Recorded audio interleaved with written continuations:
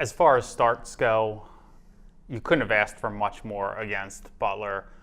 And not just, 2 plays in, obviously, it's a dream start, but just the way that whole first half went, you think about first game, and it was kind of humid, hot that night. You think could be miscues, could be cramping, anything. Didn't see any of it. I know you felt good coming out of the preseason, but were you even a little surprised at how that first half went? Yeah, it was. We were in Hinkle Fieldhouse, which is awesome. It was so historic and great, but the locker room and everything was so tight. I had no place to really address the team, so they were up on a ramp, and I felt like I gave the worst pregame speech ever. So I walk onto the field and I say to somebody, "Let's see how this thing goes," because they're not going to be ready. That was awful. Boom, we get the ball, good kickoff return, Jesper, 66-yard touchdown. Get a stop, get the ball back, 4 or 5 plays later, touchdown. Get the ball back, get the ball down the red zone, miss a couple plays, field goal, get the ball back, touchdown.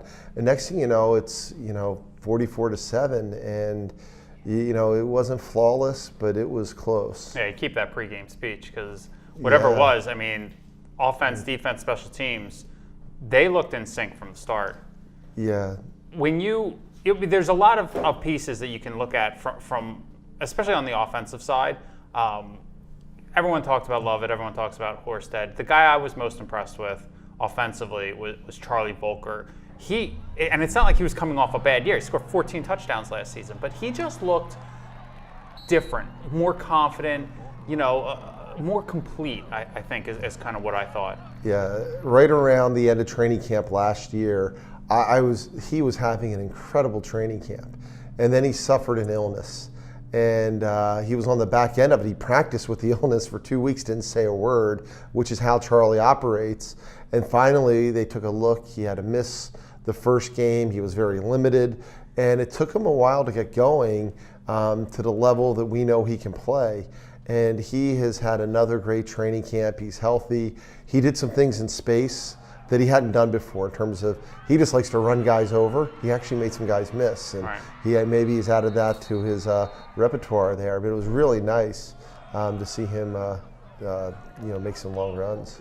Defensive side of the ball, we were talking on the broadcast that Butler had the very senior-heavy offensive line. It was a good test for a deep group of defensive linemen that you had, but still, again, first game, how are they going to look? And I thought up and down the line, Rollator with the sack, Samuel Wright with the sack, DeMarco played well. Jake Strain, did you feel like this is kind of what I have this year? I have a deep group that I can roll in guys, and nobody has to play maybe 70, 80 snaps for us to have a successful push on the quarterback. Yeah, they've practiced really well, but you don't know until you get in that first game. And, Butler's going to be competing right in the thick of it for a playoff type berth, and they're a very experienced team and literally have moved the ball even against Youngstown State up and down the field. So for us to come out right away and get the stops that we had was really impressive. And we gave up the long run that led to the 1 touchdown, but other than that, I was really happy with their performance. This week you get a Monmouth team that a little similar to you guys in that very dangerous in some skill position guys. Quarterback in Kenji Barner and Pete Guerrero, the running back, and Reggie White Jr., wide receiver. And you look at the numbers they've put up through 3 weeks, running back, quarterback, wide receiver. It's impressive, and it's going to kind of test you at all spots. Yeah, I know they played Hampton earlier in the year, and they beat them 56-28. But they remind me when we went to Hampton in 2011, and that team was so talented, and this team is incredibly well coached. They really challenge you on defense with your eyes and discipline. They are terrific in what they're doing, and they're doing it with not only the guys you mentioned, who are all high-level players, going to be all Big South players in my estimation. They got 5 offensive linemen. I think 2 or 3 of them are fifth-year guys. That's a terrific O-line. And their tight ends, both of them, are just big, strong, athletic guys. So they're really challenge you across the board. And they have, I think they're averaging about 500 yards a game offense, including a game against an FBS opponent.